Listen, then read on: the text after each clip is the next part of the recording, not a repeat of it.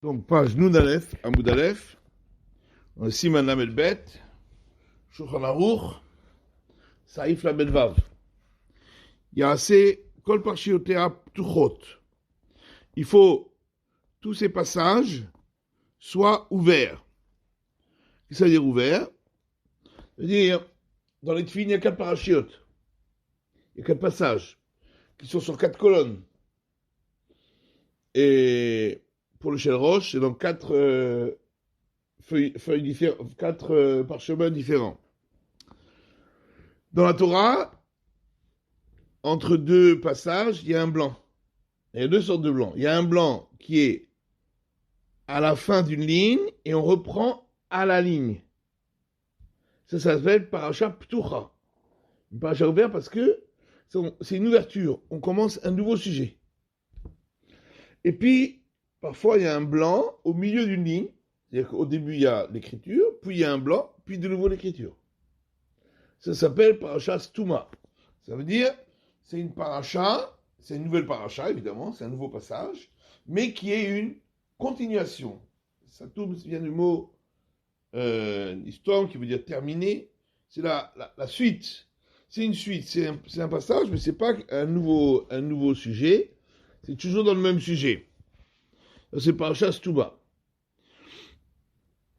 Alors, dans les Tfilin, toutes les parachiotes doivent être tuchot. Ça veut dire que la paracha précédente, on doit la terminer avant la fin de la ligne, laisser un blanc. D'accord, la paracha précédente. Si on, par exemple, on commence la paracha Kadesh. Donc, Kadesh, on commence Kadesh qui est Kadesh Ikol Bechor, on commence au début de la ligne, bien sûr, Vaïdaber Hashem El Moshe est mort, ça c'est le début. Ensuite, quand on termine la fin de Parashat Kadesh, on la termine au milieu de la ligne. On laisse un blanc jusqu'à la fin de la ligne, et ensuite la paracha suivante, qui est sur le prochain Hamoud, doit commencer de nouveau au début de la ligne. D'accord? Donc tu dois laisser un blanc. Il faut laisser un blanc de 9 lettres, normalement. Asher, Asher, Asher, de quoi écrire 3 fois le mot Asher. Et ensuite, donc jusqu'à la fin de la ligne, au moins 9 lettres, on peut faire plus, mais au moins.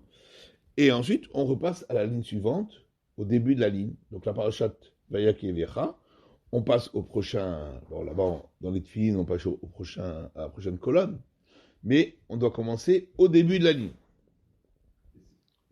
S'il reste, si on est à la fin de la ligne, la dernière ligne c'est la fin de la ligne, mais il y a plusieurs lignes blanches et on passe à la colonne suivante. Si on laisse une ligne blanche, là c'est une marloquette. Si on laisse une ligne blanche, c'est une marloquette. Est-ce qu'une ligne blanche, ça s'appelle Ptucha ou Stuma?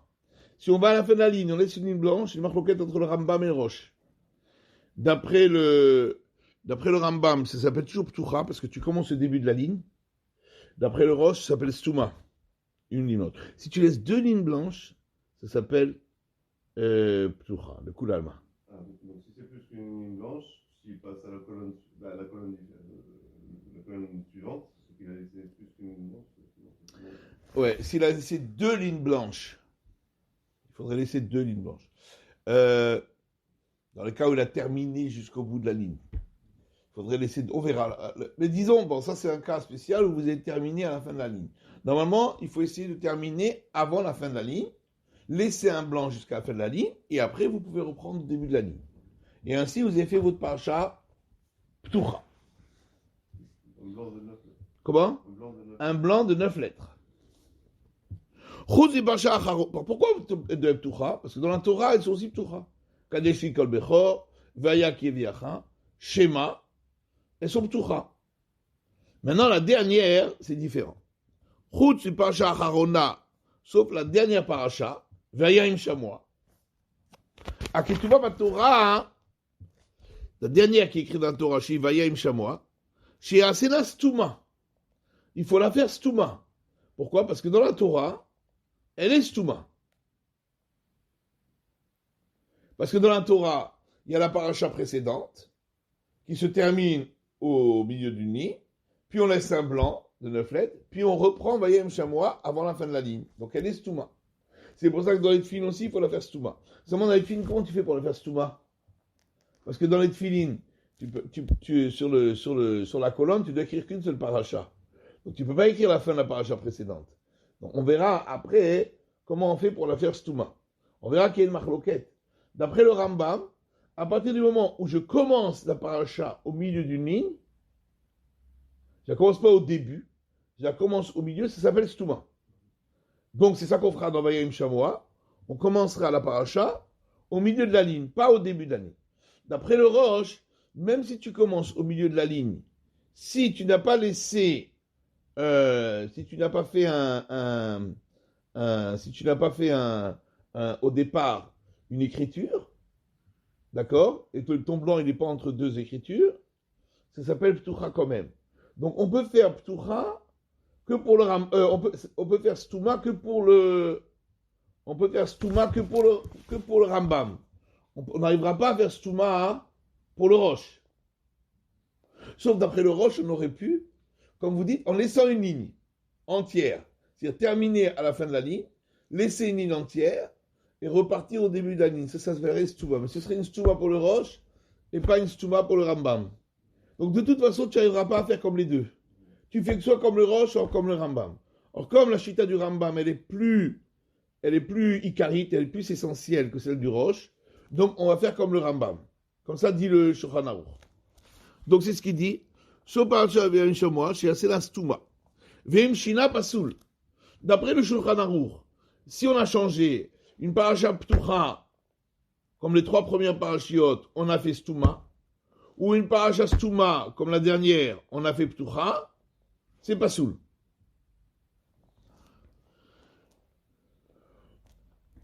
On va peut-être déjà faire, on peut faire déjà le Rama. Veyesh marshirim bekulam ptuchot. Il y en a qui disent que même si toutes sont ptuchot, c'est kasher. Pourquoi? Parce qu'en réalité, c'est vrai que Parashat Vayim Shamoa, c'est une continuation. Mais c'est une continuation par rapport à la paracha précédente. Mais dans les tefilines, tu écris Parashat Vayim Shamoa après le schéma. D'accord? Or, le schéma, il est dans Parashat Vaïtranan, et Vayem Shamoa, c'est dans Parashat Ekev. Entre les deux, il y a plein de passages. Et beaucoup de passages qui sont Ptucha. Donc, de toute façon, c'est un nouveau sujet. Donc, c'est pour ça que, si Parashat Vayem Shamoa, d'après le Rama, on l'a fait Ptucha, c'est kasher. Parce que c'est vrai que dans la Torah, il est Stouma, mais il est Stouma parce que c'est la continuité du passage précédent. Mais par rapport au Tfilin, où il est la suite du Parshat Shema, il n'est pas la continuité. C'est un nouveau passage.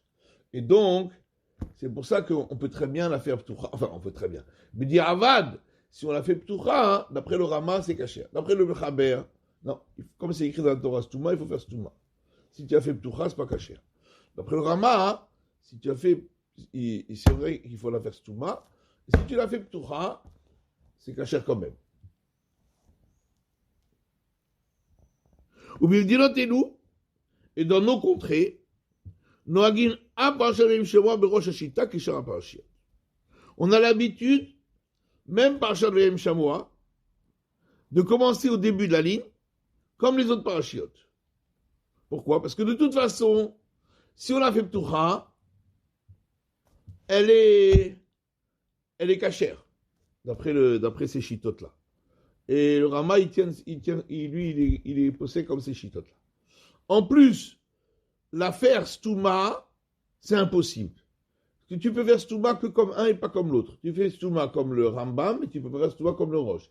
Et si tu fais Stouma comme le Roche, tu ne feras pas comme le Rambam. Donc, on a pris l'habitude de la faire Ptucha comme tout le reste. Ok? Un peu bizarre. Parce que quand même, le Khatrila, il faut la faire Stouma. Il faut la faire Stouma, le Khatrila quand même. Mais c'est une habitude qu'on a pris, en tout cas, au temps du Rama, parce que de nos jours, ça a changé. Mais au temps du Rama, alors, tout le monde faisait, en tout cas chez les Ashkenazim, tout le monde faisait Parashat Vayim Shamoa, Stouma. Ptucha, pardon. Vayim Shamoa, Ptucha, comme les autres. Alors que d'après Shulchan Aruch, la Parashat Vayim Shamoa, elle doit être Stouma. Bon, alors faisons le Mishamura. Kol parashiotea. Donc toutes les parashiot doivent être ptuchot. On se rend une shel yad. En vérité, cette halakha-là, elle est spécifique au tfilin shel yad. Pourquoi?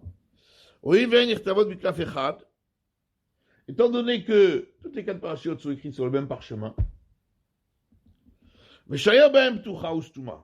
donc on peut appliquer les règles de parashat ptucha et parashat stuma. Dainu, שכשמניע מקום חלק בסוף שיטה אחרונה של פרשה ראשונה, כדי 9 אותיות, c'est-à-dire s'il laisse un blanc à la fin de la dernière ligne de la première parasha, parashat Kadesh, il laisse un blanc de 9 lettres, ou matril parasha shel acharיה berosh hashita bedaf hasheni, et ensuite il commence la prochaine colonne, il commence la parasha suivante, Vaya ki eviacha, au début de la parasha, Aré parasha shel acharיה nikret pitucha. Alors la parasha Vaya ki eviacha s'appelle pitucha. Que Moshe Besefer Torah nikret parasha Amatrilet berosh hashita parasha pitucha. Comme dans le Sefer Torah, une paracha qui commence au début de la ligne, après un blanc de 9 lettres, s'appelle paracha ptucha. Les couleurs alma. Ça, c'est d'après tout le monde. Et d'après le Rambam, et d'après le Rosh, tu commences au début de ligne, tu as laissé un blanc à la fin de la ligne précédente, de 9 lettres, ça s'appelle paracha ptucha. Et c'est ce qu'on fait dans le Sefer Torah.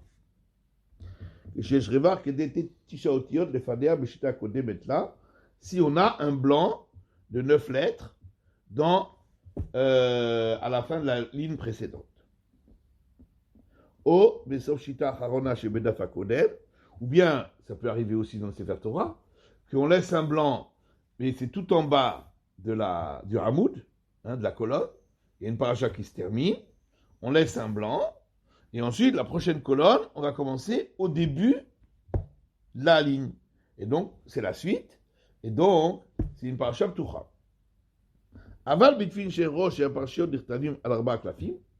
Mais dans bitfin shel rosh, de toute façon, les 4 parashiot s'écrivent sur 4 parchemins précédents, 4 parchemins indépendants. En akpid bahem biptuchot ustubot. Pas makpid. Même si, par exemple, on commencerait la paracha au milieu de la ligne, ou pas au début, ou pour parashat Vaya ki eviacha, on commencerait au début de la ligne, parashat Vayem Shamua, on commencerait au début de la ligne et pas au milieu, ça ne change rien parce que de toute façon, elles sont indépendantes de la paracha précédente, donc ça n'existe pas ptucha stuma. Ptucha et stuma, c'est quand il y a une paracha avant, ensuite il y a cette paracha, il y a un blanc, alors elle est ou ptucha ou stuma, mais si de toute façon c'est un nouveau claf. Arnagou le chatrila la kpid beze. Mais malgré tout, les chatrila, on a pris l'habitude, même dans le fil shel rosh, d'être makpid, que les 3 premières parachiotes, on commence au début de ligne, pour que ça ptucha, et la paracha précédente, on l'a fini en milieu de ligne, et on laisse un blanc, et pour parachat Ve'aya im Shamoa, là on commence en milieu de ligne. On avait dit la dernière fois, si c'est même dans le roche. Hein? La dernière fois, vous m'avez dit que même dans le roche. Même dans le roche, on le fait. Ça veut dire avad. Si on l'a fait que dans le yad, et on l'a pas fait dans le roche, c'est pas grave. Parce qu'en vérité, il n'y a pas une yann de parasha ptucha stuma, parce que c'est un nouveau. Mais les chatrila, on est makpid, même dans le roche. De faire comme dans le yad. On est Rabbi Yaakov. On est Daf Nun Aleph, Amoud Aleph. On est dans le Mishabura. On est 5 lignes avant la fin chez moi. Karkatu Acharonim. Vaïn Bevilacha. Bema Shekatanu Beshem Apri Megadim Beze. Regarde dans le Bevilacha ce que nous avons écrit au nom de Pri Megadim. Si on a le temps, on fera le Bevilacha. En tout cas, voilà. En tout cas, les 3 premières parashiot doivent être Ptuchot. Commencer au début de la ligne. Et laisser un blanc à la fin de la paracha précédente de 9 lettres. En fin de ligne, et la dernière paracha doit être stuma, on verra, c'est-à-dire commencer en milieu de ligne et laisser un blanc de 9 lettres. Et la paracha précédente, elle, a priori, elle termine en fin de ligne. D'accord? On verra. Alors, ptuchot, chutz, vechoulé. Alors, toutes les parachiotes doivent être ptuchot, sauf paracha de la dernière, parachat Vayem Shamua. Et chez Gimel Rishonot, Shem Kadesh, Vayakeviach Hashema, parce que les trois, vous l'avez, Yaakov? Parce que les, Chazak, parce que les trois premières parachiotes qui sont Kadesh, Vayakeviach Hashema, un ptuchot la Torah. Dans la Torah, elles sont ptuchot. Parashat Vayem Shamua, Stuma. Et la parashat Vayem Shamua, elle est Stuma. Le Firat Zertov et Tfilin, Gamken Kacha. C'est pourquoi dans les Tfilin, il faut écrire pareil. Dainu, Shiania Makom Chala, Kedetet Tishaotiot, Besof Shita, Harona, Shebe Parashat Kadesh. Donc, laissez un blanc à la fin de la dernière ligne de la parashat Kadesh, qui est la première, un blanc de 9 lettres. Kedesh, Shebe Parashat Vayekeviach, Sheatril Berosh Shita, Arishona, Shebe Naf Hasheni, afin que pour la parashat Vayekeviach, qui va commencer en début de ligne, puisqu'elle est ptucha, dans le prochaine colonne, qui est à parashat ptucha. Il faut que ce soit une parashat ptucha, comme Moshe Torah, comme c'est dans la Torah, et donc il faut laisser 9 lettres de blanc. Si tu n'as pas laissé 9 lettres de blanc, c'est pas une parashat, c'est pas une parashat, c'est pas un nouveau passage. Pareil, après la parashat Vayekeviach, on fait pareil. À la fin, on laisse un blanc et on commence par Parashat Shema au début de ligne. Si Parashat Shema est ptucha, la Parashat Shema doit être ptucha. C'est un nouveau sujet. Aval, Parashat Vayem Shamua, il y a 6 stuma. Mais la Parashat Vayem Shamua, il faut la faire stuma. Il faut que ce soit la suite des précédentes. Au tam, il faut faire une stimata et voir les kabé. Comment on fait pour la faire stuma? Ça, on verra plus loin. C'est plus compliqué. Parashat Kadesh, mais dans la parashat Kadesh, pourquoi elle est ptucha, la parashat? Parce que avant cela, il y a un espace de 9 lettres à la fin de la parashat précédente. D'accord? Donc à la fin de la ligne. Mais Khan, et ici, en shayir, ici, on ne peut pas appliquer cette règle-là. C'est-à-dire de faire un blanc à la fin de la paracha précédente, puisque c'est la première paracha. Il n'y a pas de paracha précédente. Un jersey.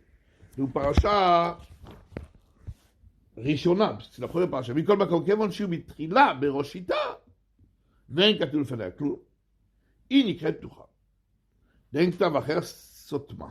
Mais malgré tout, étant donné qu'on commence au début de ligne, et que il n'y a rien qui a été écrit avant, donc, Mimé, là, elle s'appelle Ptucha. C'est comme quand tu commences la Torah. Bereshit bara Elokim. Parashat Bereshit, c'est une parashat Ptucha. Pourquoi? Parce qu'elle commence en début de ligne, et il n'y a rien écrit avant, donc elle est Ptucha. C'est pareil pour la parashat Kadesh. Elle commence en début de ligne, il n'y a rien écrit avant, donc c'est une parashat Ptucha, c'est le début. Parce qu'il n'y a pas d'autres passages pour la fermer, donc bien évidemment, on n'a pas besoin de faire un blanc. On a, de toute façon, c'est le début. Reim Shina. Alors, si il a modifié, s'est trompé, il a Ben Shasa Mistuma Ptuchot ou Miptuchot Stumot, que ce soit qu'il ait fait une parasha Ptucha, il ait fait Stuma, ou une parasha Stuma, il ait fait Ptucha, c'est pas soul, d'après le Shulchan Aruch. Vieille Marchirim, certains disent que c'est caché. Ça veut dire aval. Ça veut dire, a posteriori, si on a fait la dernière paracha, Vaya Kiliacha, on l'a fait, Vaya Im Shamua, on l'a fait Ptucha, au lieu d'être Stuma, c'est caché. Mais diable. Le Tamam Shah, je vais te rapprocher de Vaya Im Shamua ou Stuma. Non, comment? Si, le Shulchan Aruch, lui, il s'applique à tout, Vemshina Pasoul. Mais quand le Rama dit Veyesh Marchirim, Bekulam Ptuchot, c'est-à-dire que lui dit que B'diavad, si la Stuma, on a fait Ptucha, hein, elle est cachère. Mais lui, il ne parle pas de la Ptucha qu'on a fait Stuma. Ça, c'est sûr que ce n'est pas cachère. Même d'après le Rama. Lui, le Rama, il dit simplement que la Stuma qu'on a fait Ptucha, la dernière, si on a fait Ptucha, c'est cachère. C'est ça qu'il dit. Rotseva Bediavad. Bediavad, si la Stouma, la dernière qui est Stouma, on l'a fait Ptucha, elle est cachée. Mais Ta'amam Sheav Sheba Torah, Parshal Vayim Shamoa, Istouma, en disant que bien que dans la Torah, la Parshal Vayim Shamoa, elle est Stouma, elle commence en milieu de ligne, et il y a un blanc, et au milieu de la ligne, et donc la parasha précédente, elle termine aussi, il y a un peu d'écriture au début de la ligne, ensuite il y a un blanc, et ensuite il y a de nouveau un début d'écriture, Vayim Shamoa, donc elle est Stouma, parce que le blanc il est enserré entre deux écritures. Mais comme chez la Torah, la Stouma Klal, les parashat Shema. Mais dans la Torah, elle n'est pas Stouma, elle n'est pas la continuité par rapport à la parashat Shema.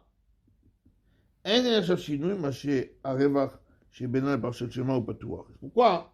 Si, en fin de compte, on a fait un blanc qui marque une ouverture, c'est-à-dire en laissant un blanc à la fin de Parashat Shema et en commençant Vayim Shamoa au début de la ligne, c'est pas grave. Patouar, Rotsatoum, qu'on les fait ouvert ou fermé, ça change rien parce que de toute façon, ce n'est pas la suite. Donc on est commencé par Shalvaim Shamoa au début de ligne, au milieu de ligne, ce n'est pas Posel Bediavad. Parce que de toute façon, par rapport à Parashat Shema, elle n'est pas reliée du tout à la Parashat Shema. Donc on peut la faire Satoum ou Patouar, Bediavad, si on la fait Patouar. Moi chez Satoum, Revar, chez les Faner Betorah, כיוון שגם בתורה יש בינה לפרשת שמע, שבתורה רווח הרבה בטוח. Puisque également, c'est vrai que dans la Torah, le révar, le blanc, il est satoum, il est fermé, il est enserré entre deux écritures, mais entre la parashat Vayim Shamoa et la parashat Shema, il y a beaucoup de parachiotes ouvertes. Donc c'est pas la suite, c'est un autre sujet. Et comme ça, les Acharonim, ils ont considéré aussi que si la dernière paracha, au lieu de la faire Stouma, on l'a fait Ptucha, c'est caché. B'diavad. Mais Kulan, Ptuchot, mais la Efer, Imasa, Ezu paracha, Machaj parachot Stouma. Par contre, à l'inverse, si une des trois premières, il l'a fait Stouma, c'est-à-dire, il a commencé en milieu de ligne, ou il a commencé en début de ligne. D'après le Rambam, c'est Parashat Stouma. D'accord? Et Kulalma Pasoul. D'après tout le monde, c'est Pasoul. Si on n'a pas commencé en début de ligne, c'est Pasoul. Kakatoua Haronim. Comme ça, on écrit la Haronim. Donc, c'est Pasoul, évidemment, que dans Parashat, que dans Tfilin, Shelian. En Tfilin Shel Rosh, ça restera kasher. Si les autres parachiotes, ils doivent commencer en début de ligne, on les a commencés en milieu de ligne, donc on a fait une parasha Stouma d'après le Rambam.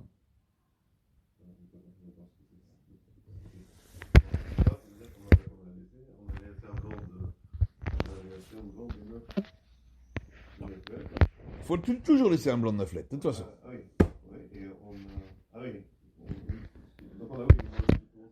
D'après le Rambam, pour que ce soit Ptucha ou Stuba, d'après tout le monde, il faut laisser un blanc de 9 lettres, ça c'est sûr. Sinon, c'est même pas une nouvelle paracha. Maintenant, d'après le Rambam, une paracha Ptucha, elle commence en début de ligne. Une paracha Stuba, elle commence en milieu de ligne. Alors, donc si maintenant, une des trois premières parachiotes, on l'a fait commencer pas au début de ligne, ça veut dire au bout de quelques lettres, on verra combien de lettres rentrent pas sous. Si j'ai commencé 2 lettres après le début de la ligne, 1 lettre après le début de la ligne, 3 lettres après, est-ce que c'est déjà pas sous ou pas? Ça on verra. En tout cas, si on n'a pas commencé en début de ligne, d'après le Rambam, c'est une paracha Stouma. Et si la paracha Ptucha d'Atora, je l'ai fait Stouma, c'est pas sous. Dans Tfilin Shelian, dans Tfilin Shel Rosh, on a expliqué que ça restera caché. Mais dans Tfilin Shelian, si on est passé la ligne ou pas. Même si on a fait un blanc à la fin de la ligne précédente. On est passé à la ligne. Et on est passé à la ligne. Si on a commencé au milieu de ligne, ça s'appelle Stouma. Parce que pourquoi tu as commencé au milieu de ligne? Parce que c'est une suite. Si c'était un nouveau sujet, tu serais parti au début de la ligne. Je pensais que c'était le passage de ligne. Non. C'est pas uniquement le passage de ligne. le passage de ligne ne suffit pas. Il faut également commencer en début de ligne, d'après le Rambam. Si tu as commencé en milieu de ligne, c'est une stouma. D'après le Roche, c'est encore pire. Parce que d'après le Roche, dans tous ces cas-là, c'est Septucha. À partir du moment où, si le blanc il n'est pas entre deux écritures, ça ne s'appelle pas stouma, ça s'appelle Septucha. Dans les deux cas, c'est Septucha. Mais disons, bon, le Roche, c'est pas le Ikar, c'est le Rambam. D'après le Rambam, si tu commences en milieu de ligne, tu ne commences pas en début de ligne. Même si tu as laissé un blanc à la ligne précédente, et tu es passé à la ligne suivante, ça s'appelle Parashat Ketuvah. Et donc, dans les tefilin Shel Yad, et si tu as fait comme ça une des trois premières parashiot, les tefilin ne sont pas sous. Ça, c'est sûr. La halakha, ils ne sont pas sous. Parce qu'on est posé comme le Rambam, le Ikar. C'est la Shita Ikarite. Donc, la halakha, ils sont considérés comme pas sous, cette fille-là. Alors, Ol Katvu de Dav Kaimasa, les parashat Vayim Shabo à Parashat Ptucha, Kacher le Jazou. Alors, les Achronim ont écrit encore que le Rama, il a dit que si la dernière parasha, au lieu de faire Ptucha, elle a fait Ptucha, c'est Kacher, n'est-ce pas? Avaliman les fanés arrivent à Klal, Vena les Parashat Shema. Par contre, s'il n'y a pas de blanc, ça veut dire que tu as terminé Parashat Shema en fin de ligne, et tu as commencé Vayim Shabo en début de ligne, tu n'as pas laissé de blanc. Ou tu as laissé un blanc de moins de 9 lettres. L'obedav shela, mais l'obedav shel parashat shema. Tu n'as pas laissé de blanc ni au début du hamoud de la parasha Vayim Shamwa, ni à la fin du hamoud de la parashat shema. Dainu sheitril ota berosh shita eliona, shebadav, velo enya revach klal lefanea, b'ota shita, velo besof shita shel parashat shema. C'est-à-dire qu'il a commencé la parasha Vayim Shamwa au début, en haut de la colonne, au début de ligne. Il n'a pas fait de blanc en début de ligne. Il n'a pas fait de blanc en fin de ligne de la parashat Sheva.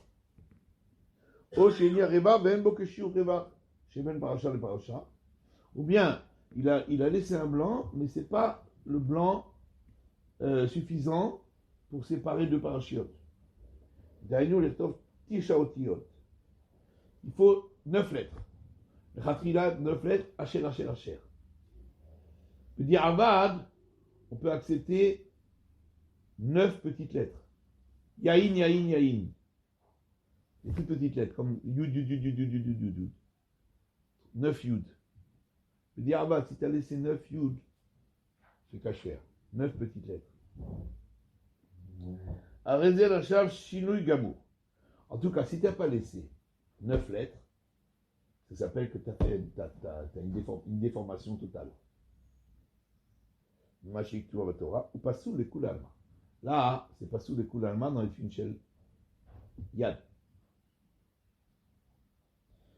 Même pour la Parashat Vayim Shamwa qui est Stouma, il faut quand même qu'il y ait 9 lettres quelque part. Il faut quand même qu'il y ait un blanc. Or, il n'y a pas de blanc du tout.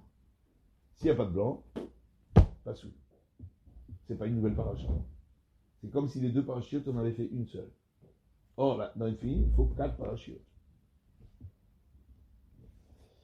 Pour ça, Parashat Vayim Shamwa, à la fin de la Parashat Vayim Shamwa, qui est la dernière parasha, tu n'as pas besoin de laisser un blanc. De toute façon, c'est la dernière.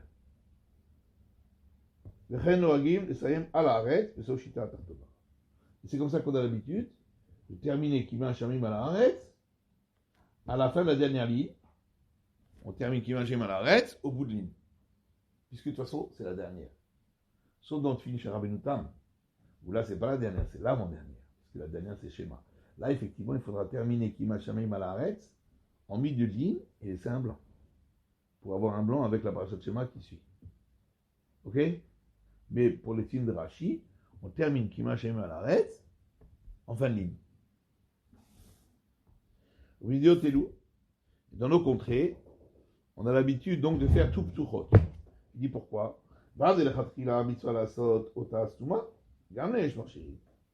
Bien que les Khatrila, a priori, il faudrait faire la dernière Stouma, même d'après les Shmarchirim, ils ont dit simplement que si tu l'as fait Ptucha, c'est Kacher. Ils sont d'accord que les Khatrila, il faut la faire Stouma, la dernière. Donc ce minag-là, il n'est pas correct. Parce que le Khatrila, il faut la faire souvent. Mais comme et Tiko Rama, malgré tout le Rama l'a rapporté, mais Kevon Shaika ou Shebediavad Kasher Becholinia. Étant donné que l'essentiel d'Alaha, c'est que Bediavad c'est Kasher dans tous les cas, même si on a fait la dernière paracha, Ptucha, le Netstuma. Et comme de toute façon, on ne peut pas faire Stuma pour tout le monde. Tu ne peux faire Stuma que pour le Rambam. Tu ne peux pas la faire Stuma pour le Roche, comme on a expliqué. Et si tu la fais Stuma pour le Roche, elle ne sera pas Stuma pour le Rambam. Yesh Jarzik Be'amina Gazé. Il faut garder ce minag, d'après le Rama, Kede Shelo Leotilaz al Arishon. Comme de toute façon, on ne peut pas faire une vraie Ptucha, une vraie Stuma. Et comme de toute façon, si on n'a pas fait Stuma, on a fait Ptucha, c'est Kasher Diavad. Comme c'est comme ça que les gens ont pris l'habitude de faire Ptucha, on laisse le minag, on garde, et on ne change pas le minag pour ne pas remettre en cause les tfilines des Rishonim, enfin, de ce qui a été fait auparavant. Chaykatab Magen Avraham, Beshem, Alechem Chamudot, comme ça écrit le Magen Avraham au nom de Chamud. Aval, Midivra Levouche Vagra. Par contre, des paroles du Levouche et du Gan de Bina, Mashma Shioter, Tov la Asot, Keba Shekutu Shulchan Aruch. Il ressort qu'il est quand même préférable de faire comme c'est écrit dans le Shulchan Aruch. C'est comme ça la lacha de nos jours. On ne suit pas cette cita du Rama. On fait la dernière paracha, on a fait Stuma. On n'a fait pas Ptucha. On verra comment on fait Stuma. En tout cas, on a fait Stuma et pas Ptucha. Ok? Allez. Koyer. Bonne journée. Demain, 7h20. Pourquoi 7h20 demain?